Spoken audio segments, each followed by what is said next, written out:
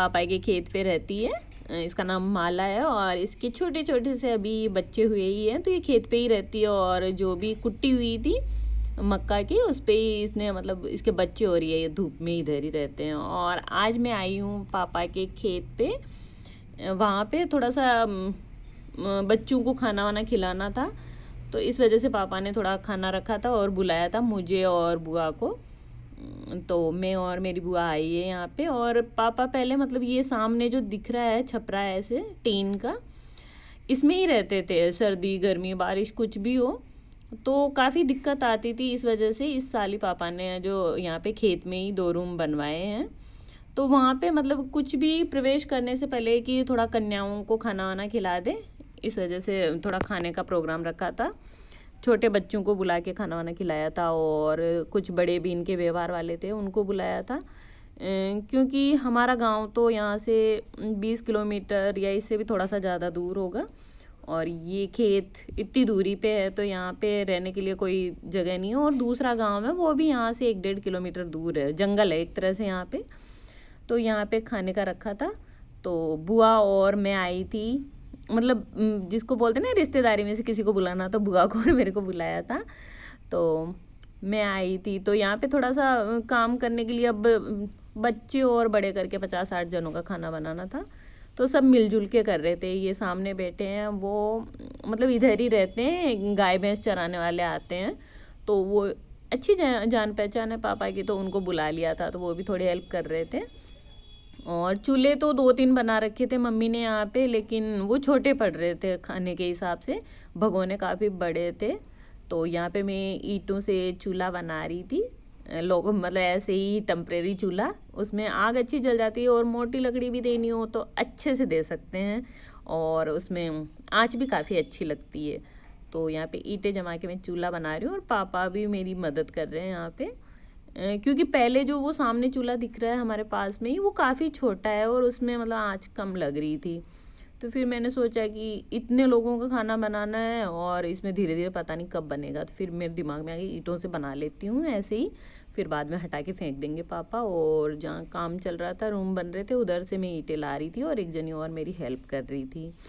और अब आ गया टाइम आटा लगाने का। तो बुआ ने आटा छान दिया था, और 12 किलो आटा था, तो मैंने थोड़ा सा 2 किलो कम कर दिया था कि कहीं ज़्यादा ना हो जाए, इस वजह से। और अब लगा रही हूँ मैं आटा। परात काफ़ी बड़ी है, लेकिन यहाँ से देखने में छोटी ही लग रही है, इतनी बड़ी नहीं लग रही है। और पानी और सब अपना अपना काम कर रहे थे। उधर सामने वो मैंने भोग के लिए चावल चढ़ाए थे, तो उन अंकल को मैंने बोल दिया था कि आप चावल को हिलाते रहना, नहीं तो आँच से नीचे से जल जाएंगे। भगोने स्टील के हैं तो उसमें लगते जल्दी है। बुआ लहसुन छिल रही थी, और उधर मेरा भाई बैठा है पीछे, वो भी लहसुन छिल रहा था। मतलब सब कोई अपना अपना काम कर रहा था। और मुझे लगा कि आटा लगा लेना चाहिए, नहीं तो ऐसे ही अगर बैठे रहे तो शाम ही हो जाएगी, और फिर यहाँ पे लाइट वाइट भी नहीं है। तो जल्दी जल्दी मैंने आटा लगा दिया था, 10 किलो आटा लगाया, हाथ ही दुखने लग गए थे। पर सब अधिकतर बड़े ही थे मेरे से, और मैं उनको नहीं बोल सकती थी कि आप आटा लगाओ, तो इस वजह से मैंने ही लगाया आटा।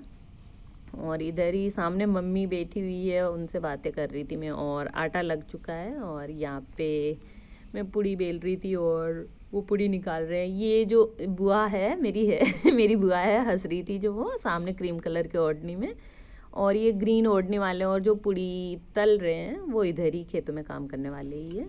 और वो लेटी है मेरी मम्मी, और ये भी जो खेत के इधर ही रहते हैं, उनका बच्चा है, मसाला कूट रहा था।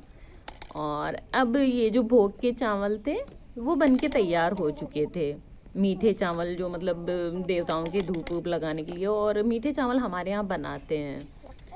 तो ये बन चुके थे, और दाल पीछे उबल रही थी, उबल चुकी थी, लेकिन अब तड़का लगाना था। और छोटा था उधर जो भगोना है वो, तो मैंने वो चावल वाला भगोना खाली किया और उसको साफ़ करके इसमें ही ये तड़का लगा दिया मैंने दाल के लिए। और इधर ही मेरे भतीजे बैठे थे, तो उनसे मैं बातें कर रही थी, समीर भी इधर ही था। और तब तक ये भी तड़का भी करीब करीब पक चुका था मेरा, और उसमें मैंने लाल मिर्ची, हल्दी, नमक वगैरह जो भी थे वो घोल के डाल दिए थे। और पापा यहीं बैठे बैठे बातें कर रहे थे, और इनके ये जो सामने बैठे पूड़ी तल रहे हैं, ये जय गुरुदेव जो मथुरा में हैं उनके भक्त है, तो उनके बारे में, गुरुओं के बारे में चर्चा हो रही थी। और ये देखो मेरा यहाँ पे मसाला पक के तैयार हो चुका है और अब इसमें डालूंगी मैं दाल, क्योंकि अब इसमें तेल छोड़ दिया है। काफ़ी ज़्यादा मसाले इसलिए डाले क्योंकि 1.25 किलो या 1.5 किलो दाल थी, तो उस हिसाब से मसाले इतने ज़्यादा होंगे तभी दाल टेस्टी बनेगी। तो अब ये मैंने दाल डाल दी है और खाना बनके एकदम तैयार हो चुका है। और खाने में था खीर पूड़ी, मीठे चावल और मसूर चने की दाल। और छोटे छोटे बच्चे, इनको भाई लेके आया था, इनके घर पे जाके आना पड़ा था क्योंकि 1-1.5 किलोमीटर दूर है गांव। और इनके बाद भी काफ़ी सारे बच्चे आए थे, तो सबने मज़े से खाना खाया और हमें भी काफ़ी अच्छा लगा। अपने खेत पे पहली बार इस तरीके से खाना वाना बना है, तो बहुत अच्छा लगा था। और आप लोगों को मेरा वीडियो अच्छा लगे तो लाइक शेयर सब्सक्राइब ज़रूर करिए। और ये मैं लास्ट में खाना खा रही हूँ। और ये है पापा की गौरा गाय, जो बहुत फेवरेट है पापा की और बहुत अच्छी भी है।